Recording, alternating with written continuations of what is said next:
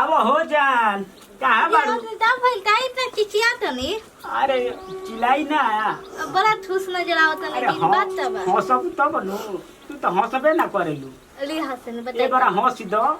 हां हसन बताई ता बात बा हई देखो हई तहरा खातिर कहत रहू नु ला हई गहना म हई लियल बनी मंगल सूत्र सोना के हई म हई झरो में एकदम सोना के चमक। ओ हीरो लाल जी अरे चमक चाहत ना रहन तहरा के। अरे वाह जी सही में हां अरे वाह और देखो हई हार ह कातना निकल पहना नहीं बा। ओ जी हम जहरा परिणाम जी हम ई हार पहिन इतना सुंदर लागम जी वाह जी हई देखो हई कानो में के बा हई कान में के। हो जी अब हम अरे वाह जी तो हमारा श्रद्धा पूरा देनी है।